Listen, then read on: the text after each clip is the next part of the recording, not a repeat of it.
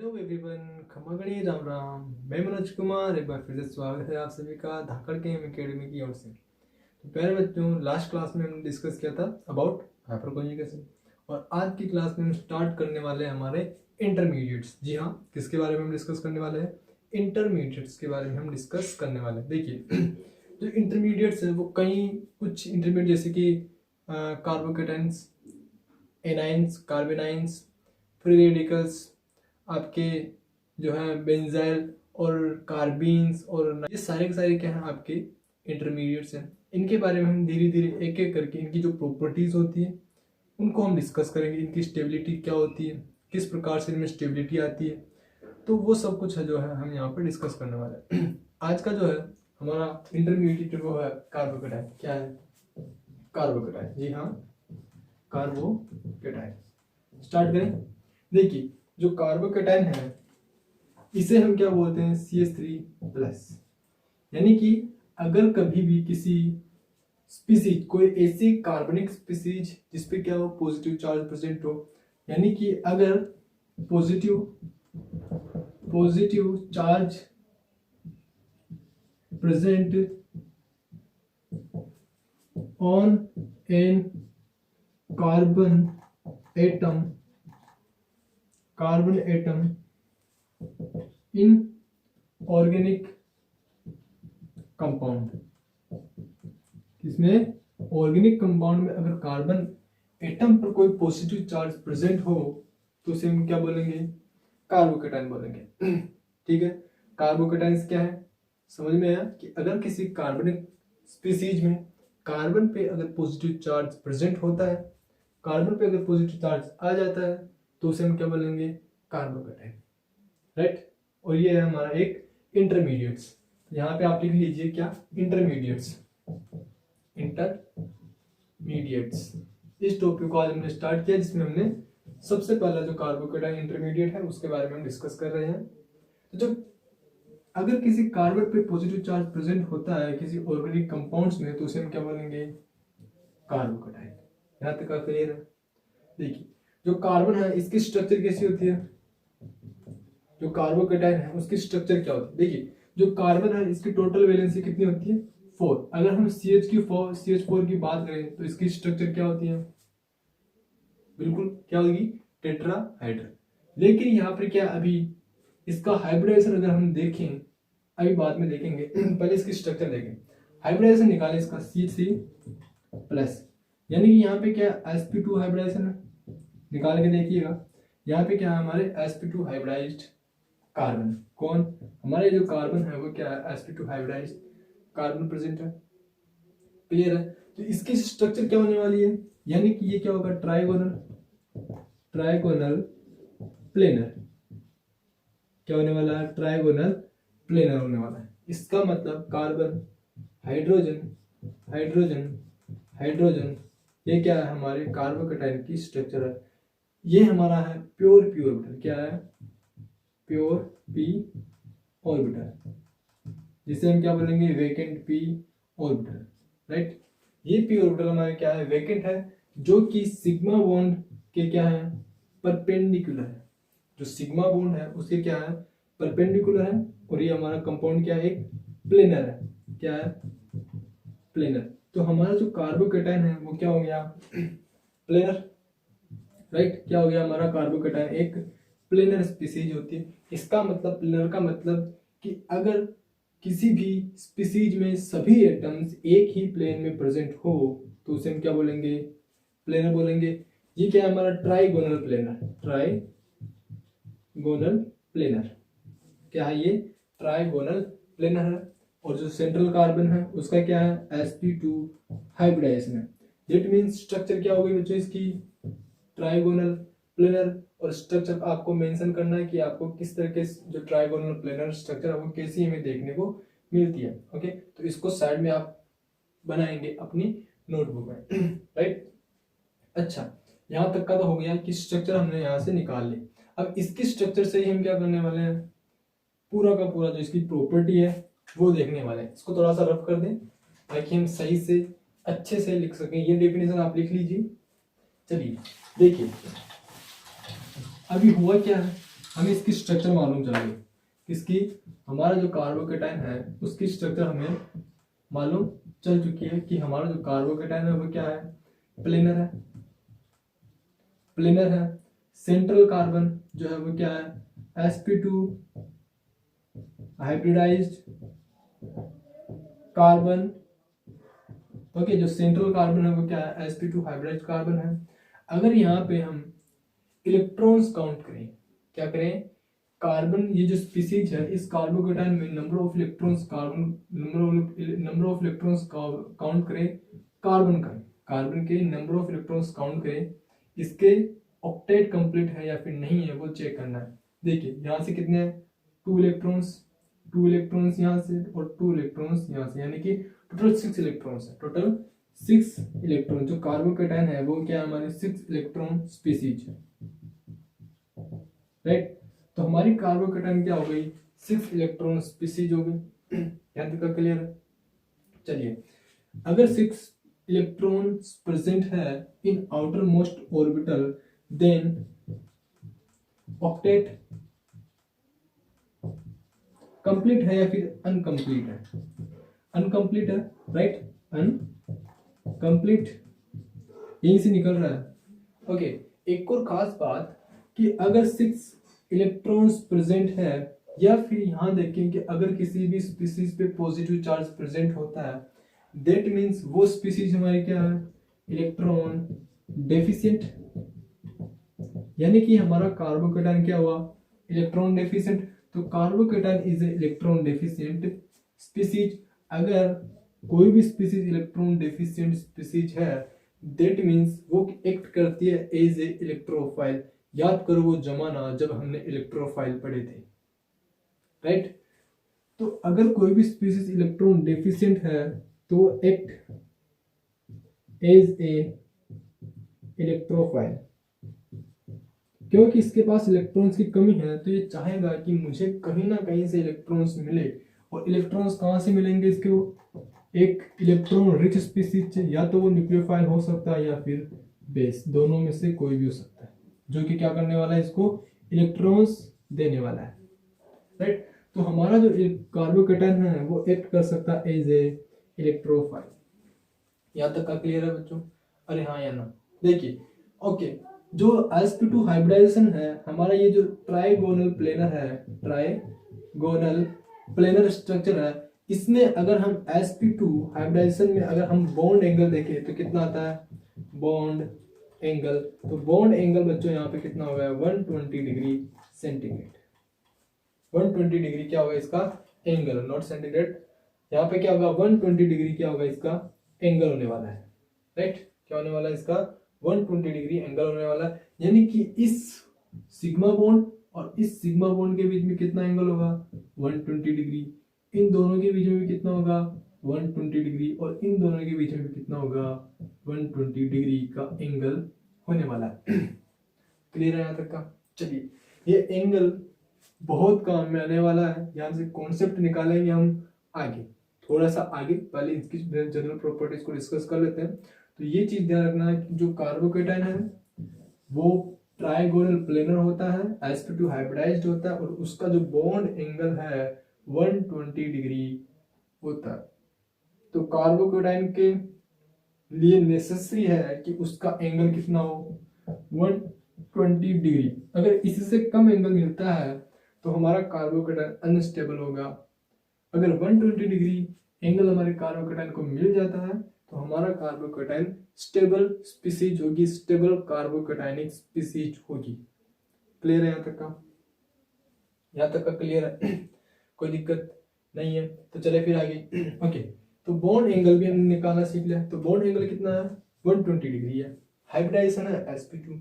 अच्छा, एक और चीज, हमारा जो कार्बोकेटाइन है इसमें एक भी अनपेयर्ड इलेक्ट्रॉन्स प्रेजेंट नहीं है, यानी कि 0, यहाँ पे आप लिखें 0 अनपेयर्ड इलेक्ट्रॉन्स। दैट मीन्स क्या है, ऑल आर पेयर्ड, राइट। सारे के सारे इलेक्ट्रॉन्स क्या हैं, पेयर्ड इलेक्ट्रॉन्स है। इसका मतलब क्या हुआ, क्या ये ESR या फिर EPR एक्टिव होगा?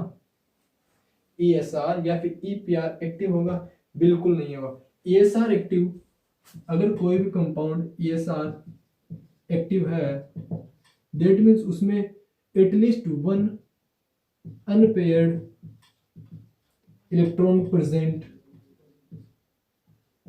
होगा ही होगा।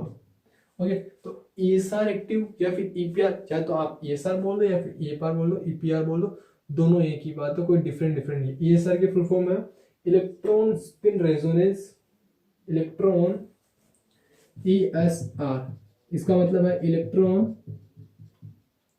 Spin resonance. क्या है? रेजोनेंस। और इलेक्ट्रॉन स्पिन रेजोनेंस और EPR का मतलब है दोनों ही एक ही चीज है, डिफरेंट नहीं है बच्चों। ESR का मतलब ही EPR है और EPR का मतलब ही ESR, कोई डिफरेंट नहीं है। EPR का मतलब है इलेक्ट्रॉन पैरामैग्नेटिज्म रेजोनेंस। क्या है? Electron paramagnetism resonance, right? ठीक है, चलिए, तो हमारा जो कार्बोकेटाइन है वो क्या है? ESR inactive. इन पॉइंट्स को आप नोट करते हुए चलना। तो हमारा जो कार्बोकेटाइन है वो क्या है बच्चों? ESR इनएक्टिव स्पीसीज है, राइट है?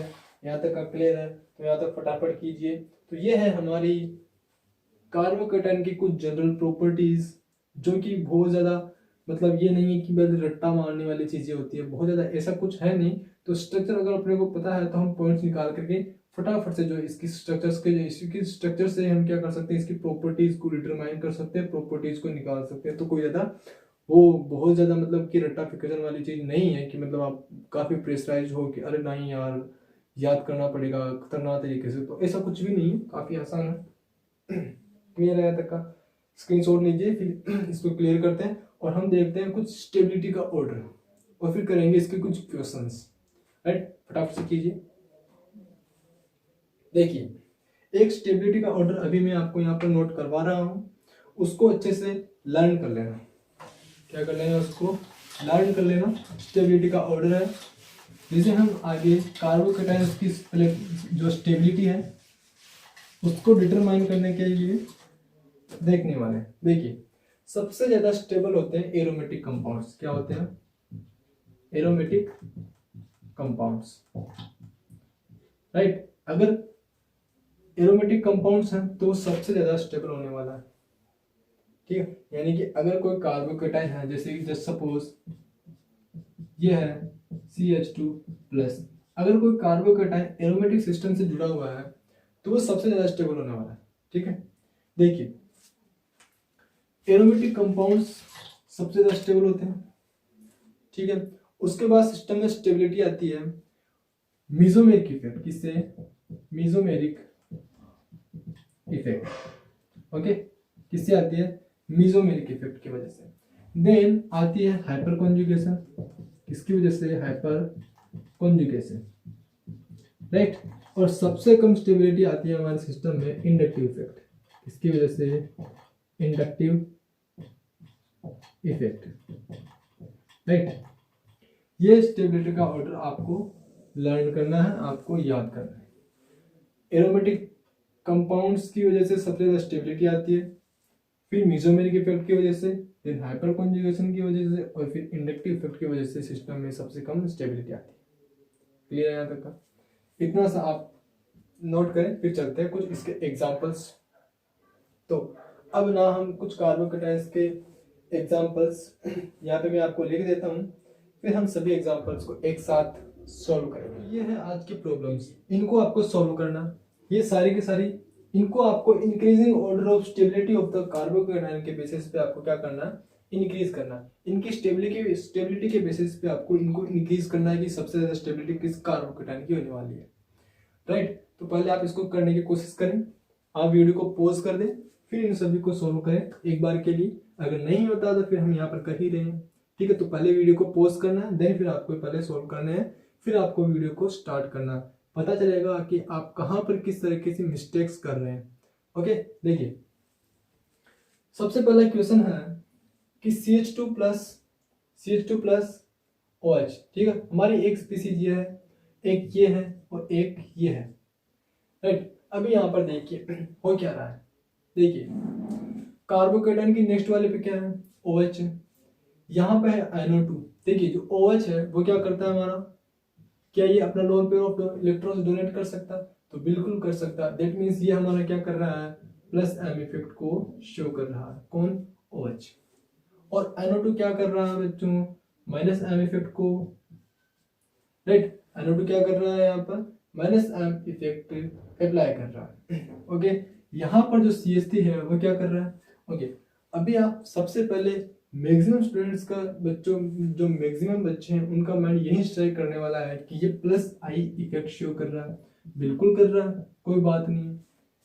तो प्लस आई इफेक्ट को देखने से पहले जरा ये सोचो कि कार्बोकेटाइन के पास वाले कार्बन पे क्या 3 अल्फा हाइड्रोजन्स भी हैं, तो बिल्कुल है। तो हाइपर कॉन्जुगेशन की वजह से ज्यादा स्टेबिलिटी आती है compare two plus I effect. यहाँ पर प्लस आई इफेक्ट तो शो करेगा ही करेगा, लेकिन उससे भी ज्यादा स्टेबल बनाएगा ये कार्बोकेटाइन को हाइपर कॉन्जुगेशन इफेक्ट लगा करके, क्योंकि यहाँ पर क्या है 3 अल्फा हाइड्रोजन प्रेजेंट है। तो यहाँ पर प्लस एच हाइपर कॉन्जुगेशन भी लग रहा है, राइट, क्या लग रहा है, plus H hyper conjugation effect भी अप्लाई हो रहा है। क्लियर है यहाँ तक का। चलिए जी, अभी जरा वो स्टेबिलिटी का ऑर्डर याद करो। सबसे पहले एरोमेटिक कंपाउंड, तो एरोमेटिक तो यहाँ पे है नहीं, तो हम क्या लगाएंगे, सबसे पहले क्या है बच्चों, mesomeric effect, then hyperconjugation और देन इंडक्टिव इफेक्ट, राइट। अब देखिए यहाँ पर क्या हो रहा है, प्लस एम इफेक्ट शो कर रहा है, दैट मीन सबसे ज्यादा स्टेबल होगा, यानी कि ए से, तो ए जो है वो सी से तो ज्यादा स्टेबल होगा, क्योंकि यहाँ पर हाइपर कॉन्जुगेशन लग रहा है, यहाँ पर क्या प्लस एम लग रहा है। इसका मतलब जो ए है वो तो सी से ज्यादा होने वाला है, एक जो है वो सी से ज्यादा होने वाला है, राइट। एक की स्टेबिलिटी तो ज्यादा होने वाली है सी से, इतना तो हमने कर लिया, राइट। अभी यहाँ पर कंपेयर करें इन दोनों में जरा कंपेयर करो, इनको छोड़ो, इन दोनों को कंपेयर करो पहले। यहाँ पे क्या लग रहा था, प्लस एम, यहाँ पे क्या है, माइनस एम। इसका मतलब कि माइनस एम इफेक्ट जरा याद करो, हमने जब मेसोमेरिक इफेक्ट पढ़ा था तो उस समय हमने पढ़ा था कि अगर माइनस एम इफेक्ट लग रहा है उसका मतलब है कि जो रिंग है, जो कार्बन की चेन है, उससे डीलोकलाइज इलेक्ट्रॉन्स की शिफ्टिंग होती है। तो यहाँ पर माइनस एम नहीं लग रहा, क्या लग रहा है, यहाँ पर माइनस आई इफेक्ट लग रहा है, क्योंकि अंदर कोई भी डीलोकलाइज इलेक्ट्रॉन्स नहीं है जिनकी शिफ्टिंग हो सके। तो यहाँ पर क्या होगा बच्चों, माइनस एच इफेक्ट लगने वाला, माइनस आई इफेक्ट लगने वाला है, क्या, माइनस आई इफेक्ट लगने वाला है। तो प्लस एम की स्टेबिलिटी सबसे ज्यादा, देन प्लस एच, तो यहाँ पे क्या हो गया, सी, यानी कि एक की सबसे ज्यादा है, देन सी की, क्योंकि यहाँ पर हाइपर कॉन्जुगेशन की वजह से स्टेबिलिटी आ रही है। और यहाँ पर तो क्या हो रहा है, कार्बोकेटाइन को NO2 ग्रुप और भी ज्यादा इलेक्ट्रॉन डेफिशिएंट कर रहा है, इसी वजह से क्या हो गया, इसकी स्टेबिलिटी सबसे कम है, राइट। क्योंकि इलेक्ट्रॉन विथड्रॉइंग ग्रुप अटैच हो गया कार्बोकेटाइन से, जबकि इसको चाहिए इलेक्ट्रॉन डोनेटिंग ग्रुप, क्योंकि ये खुद इलेक्ट्रॉन डेफिशिएंट है। और फिर से क्या हो गया, माइनस आई इफेक्ट लगाने वाला, यानी कि इलेक्ट्रॉन्स को विथड्रॉ करने वाला ग्रुप अटैच हो गया, तो और भी ज्यादा इलेक्ट्रॉन डेंसिटी डिक्रीज करेगी। इसका मतलब कार्बोकेटाइन तो और भी ज्यादा अनस्टेबल हो जाएगा, राइट। तो हमारा जो फर्स्ट है उसका आंसर होने वाला है ये, यानी कि ए की सबसे ज्यादा, देन सी की और देन बी की। क्लियर है यहाँ तक का। चले फिर आगे। ओके, अब मूव करते हैं यहाँ पर। देखिए ये है हमारा एरोमेटिक कंपाउंड, क्या है, एरोमेटिक कंपाउंड। यहाँ देखिए अल्फा पोजीशन पे क्या है, CH3 है, दैट मीन्स कितने अल्फा हाइड्रोजन है, 3 अल्फा हाइड्रोजन है, कितने हैं, 3 अल्फा हाइड्रोजन है। इसका मतलब हाइपर कॉन्जुगेशन लगेगा, तो लगाओ यहाँ पर हाइपर कॉन्जुगेशन। और यहाँ पर देखो एक भी अल्फा हाइड्रोजन नहीं है, क्या है, सारे के सारे प्लस आई ग्रुप, यानी कि प्लस आई इफेक्ट को शो करने वाले ग्रुप है। तो सबसे ज्यादा स्टेबिलिटी किसकी है, एम की, और एम से पहले भी किसकी है, एरोमेटिक कंपाउंड, किसकी है, एरोमेटिक कंपाउंड। आई थिंक दिख नहीं रहा होगा, लेकिन यहाँ पे लिखा हुआ एरोमेटिक कंपाउंड्स की सबसे ज्यादा स्टेबिलिटी होने वाली। तो हमारा सिस्टम क्या एरोमेटिक है, तो इसका मतलब ए क्या है, हमारा एरोमेटिक है, जिसकी वजह से क्या होगी, इसकी स्टेबिलिटी तो सबसे ज्यादा, राइट। अब क्या है यहाँ पर बी और सी में अगर हम देखें तो जो बी है वहां पर क्या लग रहा है, हाइपर कॉन्जुगेशन।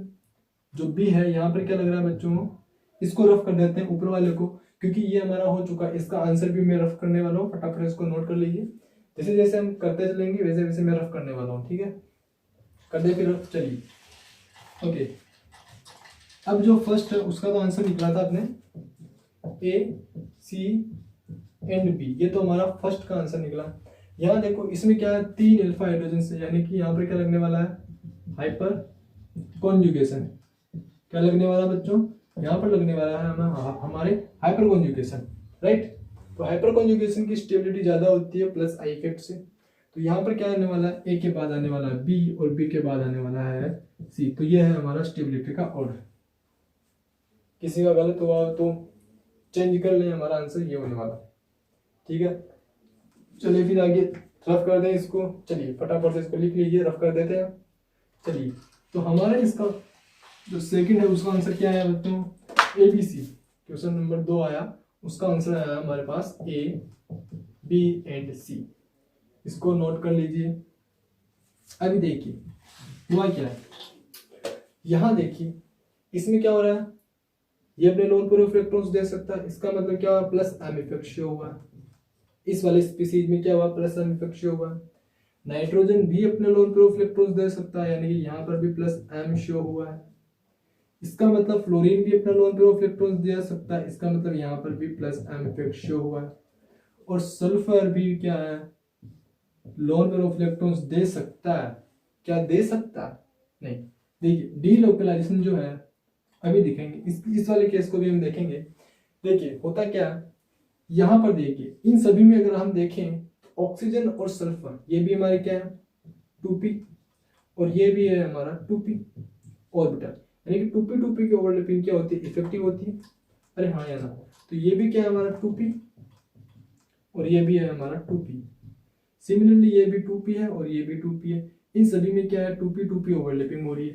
अगर हम यहाँ पर देखें तो क्या हो रहा है 3p एंड 2p, यानी कि 3p और 2p की ओवरलैपिंग इतनी इफेक्टिव नहीं होती है। इसका मतलब क्या होगा, यहाँ पर जो कॉन्जुगेशन है वो भी इतना बढ़िया नहीं होगा। यहाँ पर क्या लगने वाला है, कॉन्जुगेशन नहीं होगा तो फिर क्या लगने वाला है यहाँ पर माइनस आई इफेक्ट, क्या लगने वाला है माइनस आई इफेक्ट इसका लगने वाला है। तो माइनस आई इफेक्ट लगेगा क्योंकि सल्फर की electronegativity is more than carbon, carbon से ज्यादा है सल्फर की इलेक्ट्रोनेगेटिविटी। तो ये कार्बोकेटाइन को और भी ज्यादा क्या करने वाला है, इलेक्ट्रॉन डेफिशिएंट बनाने वाला है। क्या करने वाला है, इलेक्ट्रॉन डेफिशिएंट बनाने वाला है हमारे कार्बन एटम को। तो पहले से ही डेफिशिएंट है और एक और ऐसी स्पीसीज जुड़ गई जो कि क्या इलेक्ट्रॉन विथड्रॉइंग ग्रुप, राइट। तो ये तो और भी इलेक्ट्रॉन डेफिशिएंट बन गया। इसका मतलब जो कार्बोकेटाइन है उसकी स्टेबिलिटी और भी ज्यादा डिक्रीज कर गई। दैट मींस डी की स्टेबिलिटी सबसे कम। यहाँ तक का क्लियर हुआ। तो हमने डी को तो निकाल दिया साइड में, डी की स्टेबिलिटी सबसे कम है। अब यहाँ देखिए ए बी और सी, यहाँ पर सारी चीजें कॉमन आ रही है, 2p ओवरलैपिंग सभी में है, प्लस एम इफेक्ट शो कर रहा है। लेकिन हम एक चीज मिस कर रहे हैं, इलेक्ट्रोनेगेटिविटी का कॉन्सेप्ट। क्या इलेक्ट्रोनेगेटिविटी का कॉन्सेप्ट। और इलेक्ट्रोनेगेटिविटी जितनी ज्यादा होगी डोनर एबिलिटी उतनी ही कम होने वाली है। याद करो वो जमाना जब हमने इस चीज को अच्छे से डिस्कस कर लिया था, जब हमने न्यूक्लियोफिलिसिटी डिस्कस की थी तो वहां पर हमने डोनर एबिलिटी के बारे में कुछ जानकारी ली थी, राइट। तो electronegativity is inversely proportional two donor ability. अरे हाँ या ना, क्लियर है यहाँ तक का। अगर आपने वो लेक्चर देखा न्यूक्लियोफिलिसिटी का तो आप लोगों को क्लियर होगा कि इलेक्ट्रोनेगेटिविटी जितनी ज्यादा होगी डोनर एबिलिटी उतनी ही कम होने वाली है। ओके, तो अब देखिए यहां से लोन पेयर ऑफ इलेक्ट्रॉन्स का डोनेशन जिसमें सबसे ज्यादा होगा, जहां से लोन पेयर ऑफ इलेक्ट्रॉन्स का डोनेशन सबसे ज्यादा होगा, स्टेबिलिटी उस कार्बोकेटाइन की सबसे ज्यादा होगी। अरे हाँ या ना, तो देखिए ऑक्सीजन, नाइट्रोजन और फ्लोरीन, यहाँ पर इलेक्ट्रोनेगेटिविटी सबसे ज्यादा किसकी है, जो इलेक्ट्रोनेगेटिविटी है वो सबसे ज्यादा है fluorine, then oxygen and then nitrogen, right. अरे हाँ या ना, बिल्कुल सही है। तो फ्लोरीन की अगर इलेक्ट्रोनेगेटिविटी सबसे ज्यादा है तो डोनरेबिलिटी सबसे कम होने वाली है। तो अगर हम इन तीनों में से बात करें तो नाइट्रोजन की क्योंकि इलेक्ट्रोनेगेटिविटी सबसे कम है तो बी की जो डोनरेबिलिटी है वो सबसे ज्यादा। तो यहाँ पर जो इन इलेक्ट्रॉन्स का डीलोकलाइजेशन है यहाँ पर क्या होने वाला है, फास्ट होने वाला। तो इन यहाँ पर डीलोकलाइज होने की रेट क्या है, फास्ट है, और तो फास्ट रेट है तो क्या होगा, फिर स्टेबिलिटी भी ज़्यादा होगी। तो बी की स्टेबिलिटी तो ए से और सी से मैक्सिमम, इन दोनों को करो। तो यहाँ पर भी क्या करेंगे, इलेक्ट्रोनेगेटिविटी किसकी ज़्यादा है, ऑक्सीजन की या फिर फ्लोरीन की, ऑक्सीजन की। तो क्या होगा, ए एंड देन सी। यहाँ पर आंसर आने वाला है बी ए सी डी। तो इसको नोट कीजिए फटाफट से, कर दे रहा बच्चों। चलिए, बहुत सिंपल सिंपल क्वेश्चन है ये, बहुत ज़्यादा टफ क्वेश्चन नहीं है यहाँ पर। तो क्या होगा, आई थिंक कुछ बच्चों ने जो है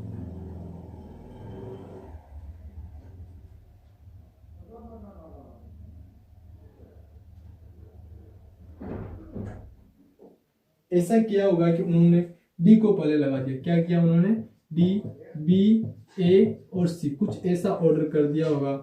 तो वहां पर आपको ध्यान रखना था कि वहां पर 3p एंड 2p की ओवरलैपिंग है, जिसकी वजह से कॉन्जुगेशन नहीं होने वाला। तो ये वाला आंसर गलत है और ये वाला आंसर क्या हमारा राइट है। क्लियर है यहाँ तक का? चलिए फिर आगे। ओके जी, तो अभी हमने 3 क्वेश्चन सोल्व कर लिए हैं। तो थर्ड का आंसर आया वो आया B, A, C and D, right है। चलिए, अब जो फोर्थ क्वेश्चन है वो ये है बच्चों कि देखिए यहाँ पर होता क्या है, स्टेबिलिटी का ऑर्डर बताइए। ओके, कुछ बच्चों ने किया होगा, कुछ बच्चों ने ऐसा किया होगा, यहाँ पर है हाइड्रोजन, राइट, अल्फा हाइड्रोजन है। ओके, कुछ बच्चों ने किया होगा कि सर बी की स्टेबिलिटी सबसे ज्यादा है, देन सी की एंड देन ए की, किसी ने ऑर्डर ये लगाया होगा। तो बच्चों उनका ये ऑर्डर बिल्कुल गलत है, बिल्कुल गलत है। उन्होंने क्या किया, जो एरोमेटिक कंपाउंड है, आपने बिल्कुल सोचा था, सही सोचा था, लेकिन आपको थोड़ा सा जो है एक कॉन्सेप्ट मिस कर गए हैं, और वो ये कि वो मैंने भी आप लोगों को बताया भी नहीं है कि देखिए जो हमारा ये वाला कंपाउंड होता है CH2+, यहाँ पे क्या होता है, क्योंकि रिंग में बहुत ज़्यादा क्या होने वाला है, स्ट्रेन होने वाला है, तो ये सिग्मा बॉन्ड्स होते हैं, ये बाहर की ओर क्या होते हैं, टिल होते हैं, कुछ इस प्रकार से क्या होते हैं, कुछ इस प्रकार से क्या होते हैं, ये बॉन्ड होते हैं, बने होते हैं, राइट। ये बॉन्ड कुछ इस प्रकार से बनते हैं क्योंकि रिंग में बहुत ज़्यादा स्ट्रेन होता है, रिंग में बहुत ही ज़्यादा क्या होता है, स्ट्रेन होता है। तो यहाँ पर क्या होनी है, इलेक्ट्रॉन डेंसिटी है वो यहाँ पर लाई करने वाली है, अरे हाँ या ना, और हमारा पी ऑर्बिटल कुछ इस प्रकार से होता है, अरे हाँ या ना, पी ऑर्बिटल कुछ इस प्रकार से होता है।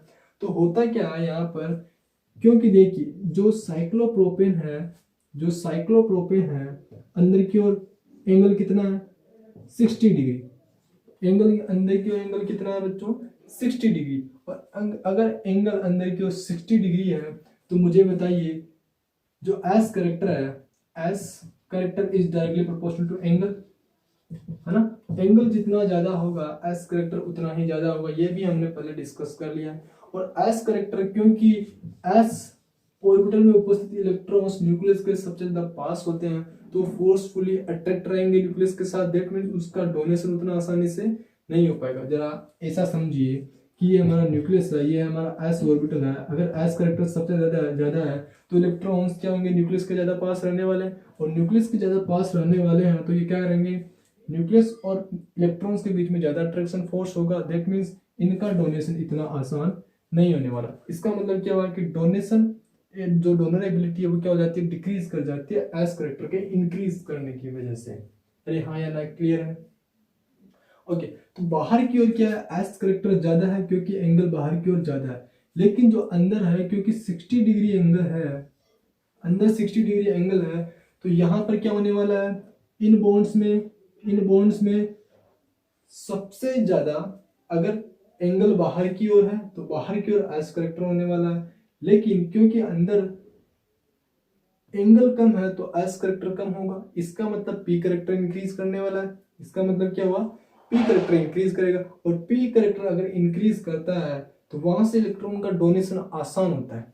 यानी कि अगर हम sp3 और sp2 और sp3 की बात करें तो यहाँ पर क्या हुआ, एस करेक्टर सबसे ज्यादा यहाँ, फिर यहाँ, यानी कि क्या हुआ कि अगर हम डोनर एबिलिटी देखें तो sp3 की डोनर एबिलिटी सबसे ज्यादा, देन sp2 की और देन sp हाइब्रिडाइज एटम की क्या होने वाली है, डोनरेबिलिटी सबसे कम होने वाली है। p करेक्टर आने की वजह से क्या हुआ, इलेक्ट्रॉन दूर है तो आसानी से डोनेशन हो सकता है। क्लियर है यहाँ तक का। चलिए अभी देखिए यहाँ पर हो क्या रहा है, क्योंकि एंगल कम है तो p करेक्टर ज्यादा होगा, तो यहाँ पर क्या होता है, ये जो इलेक्ट्रॉन डेंसिटी है, ये इलेक्ट्रॉन डेंसिटी मूव कर जाती है इन p ऑर्बिटल्स में।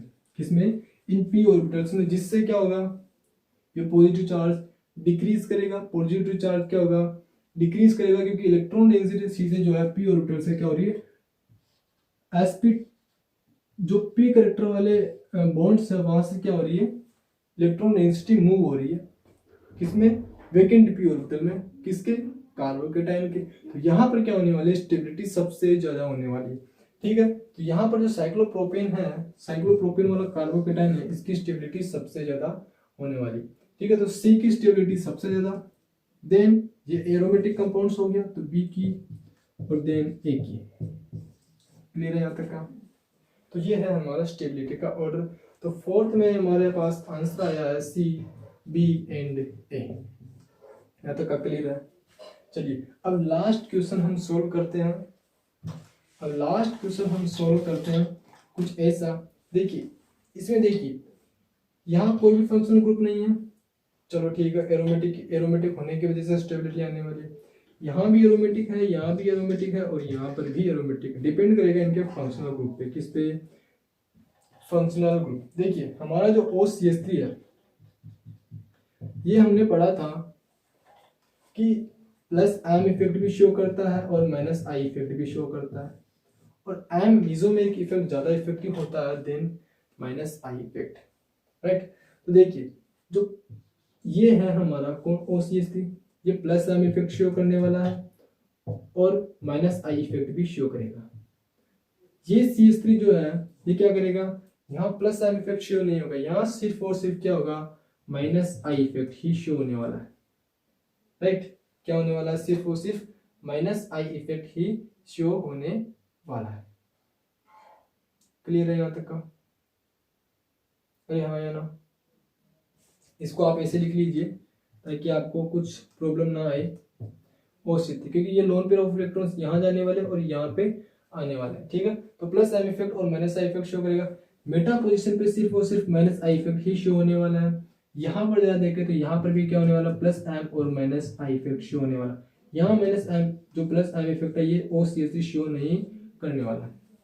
ठीक है, अरे हाँ या ना, क्लियर हुआ या फिर नहीं हुआ, क्लियर है। चलिए नेक्स्ट, तो चलिए देखिए अभी क्या हुआ, प्लस M इफेक्ट शो कर रहा है और यहाँ पर भी प्लस M इफेक्ट शो कर रहा है। माइनस I वालों को तो सबसे नीचे, माइनस I वाले को तो सबसे नीचे, क्योंकि पहले इलेक्ट्रॉन डेंसिटी कम है और ऐसा ग्रुप आ गया जो कि माइनस I इफेक्ट लगा करके इलेक्ट्रॉन विथड्रॉइंग ग्रुप आने की वजह से इलेक्ट्रॉन डेंसिटी और भी ज्यादा डिक्रीज कर रहे हैं। इसका मतलब C और A में से तो हमने डिसाइड कर लिया कि C सबसे नीचे जाने वाला है और A सबसे ऊपर, A जो है C से ऊपर आने वाला है।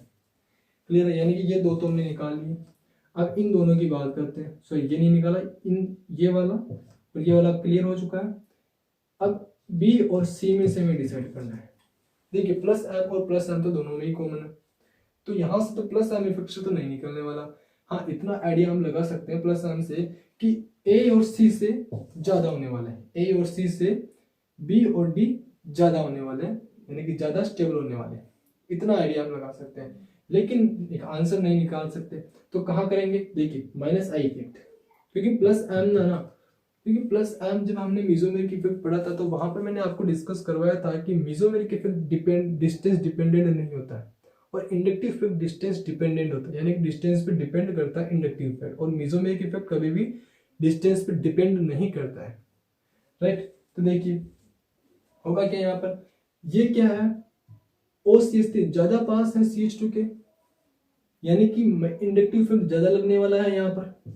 अरे हाँ या ना, यहाँ पर क्योंकि ये है हमारा कुछ ऐसा CH2 प्लस और ये है हमारा OCH3 क्या है, OCH3, और सिमिलरली यहाँ पर है ऐसा कुछ, राइट, CH2 प्लस, यहाँ कुछ नहीं है, यहाँ पे है OCH3। अभी देखिए ये क्या ज्यादा दूर है हमारे कार्बोकेटाइन से, यानी कि डिस्टेंस क्या है इस वाले ग्रुप की ज्यादा है, यानी कि यहाँ पर माइनस I इफेक्ट बहुत कम लगने वाला है, यानी कि ये जो है माइनस आई इफेक्ट लगा करके यहाँ से इलेक्ट्रॉन डेंसिटी को बहुत कम पुल करने वाला है। लेकिन ये क्या करेगा, माइनस आई इफेक्ट लगा करके कार्बोकेटायन से ज़्यादा से ज़्यादा इलेक्ट्रॉन डेंसिटी को पुल करेगा, यानी कि कार्बोकेटायन को और भी ज़्यादा इलेक्ट्रॉन डेफिशिएंट बनाने वाला है हमारा ये ग्रुप। अरे हाँ या ना, क्लियर है। लेकिन ये क्योंकि बहुत ज़्यादा दूर है कार्बोकेटायन से, तो ये इतना ज़्यादा पुल नहीं कर पाएगा, यानी कि कार्बोकेटायन को और भी ज़्यादा डेफिशिएंट नहीं बना पाएगा। इसी वजह से क्या है, हमारा जो डी है, जो पेरा वाला कौन सा है, डी, पेरा वाला जो है डी है, और मेटा वाला, ओके, जो पेरा वाला डी है और ऑर्थो वाला कौन है हमारा, बी। तो डी की स्टेबिलिटी ज़्यादा है बी से, डी की स्टेबिलिटी ज़्यादा है बी से। इसका मतलब क्या हुआ, हमारा आंसर अभी क्या आने वाला है बच्चों, D A, sorry D B A and C, ये है हमारा फाइनल आंसर। इसको फटाफट से नोट कीजिए। तो फोर्थ जो है, जो फिफ्थ है, फिफ्थ का हमारा आंसर क्या आया बच्चों, डी बी ए सी। क्या है बच्चों, फिफ्थ का है डी बी ए एंड सी। तो ये है हमारा फाइनल आंसर। तो 5 क्वेश्चन थे, 5 की प्रॉब्लम सोल्व कर ली। आई होप कि आपने करेक्ट किया होगा, ओके, आपने सही निकाले होंगे आंसर्स। तो हाइपर कॉन्जुगेशंस को, मेसोमेरिक इफेक्ट को, इंडक्टिव इफेक्ट्स को, जो एप्लीकेशन वाला पार्ट था वो हमने यहाँ पर पोर्शन में कवर किया कि स्टेबिलिटी हम कैसे किसी भी इंटरमीडिएट्स की निकालते हैं। और सभी इंटरमीडिएट्स में हम स्टेबिलिटी निकालते हैं हमारे कॉन्जुगेशंस की मदद से। और आपके जो भी इफेक्ट हमने पढ़े, मेसोमेरिक इफेक्ट पढ़ा हमने, इंडक्टिव इफेक्ट हमने पढ़ा, हाइपर कॉन्जुगेशन पढ़ा, तो उन इफेक्ट के जो एप्लीकेशन वाले पार्ट्स हैं वो धीरे धीरे हम क्वेश्चन सोल्व करके इनके एप्लीकेशन वाले पार्ट को कवर कर लेंगे। ओके, तो इनकी जो एप्लीकेशन पार्ट है वो एसिडिटी, बेसिसिटी, इनकी स्टेबिलिटी को निकालने में काफ़ी ज़्यादा यूज होते हैं। और यहाँ से CSIR नेट में काफ़ी क्वेश्चंस पूछे जाते हैं हर साल, कहीं ना कहीं आपके जनरल कुछ ऐसा मान के चलिए कि 6 to 8 क्वेश्चन, 6 to 8 नंबर के क्वेश्चन यहाँ से बनते हैं पर ईयर आपके CSIR नेट, और पूछता है, हर बार पूछता है यहाँ से। ओके, तो आज के लिए बस इतना ही है। मिलते हैं नेक्स्ट वीडियो में एक नए टॉपिक के साथ, एक नए इंटरमीडिएट्स के साथ। और हाँ, अगला जो लेक्चर आने वाला है वहाँ पर हम जो ब्रेड्स रूल है उसको पढ़ने वाले हैं। इंटरमीडिएट को नहीं पढ़ेंगे, ब्रेड्स रूल जो है वो क्या है उसके बारे में थोड़ा सा डिस्कस करेंगे। ओके, तो आज के लेक्चर में सफिशियंट है, काफ़ी वीडियो जो है वो लेंथी हो चुका होगा आई थिंक। तो खत्म करते हैं आज की वीडियो को यहीं पर, स्टॉप लगाते हैं यहीं पर, और मिलते हैं नेक्स्ट वीडियो में। तब तक के लिए thank you so much for watching this video. और हाँ, जय किसान, जय भारत, वंदे मातरम।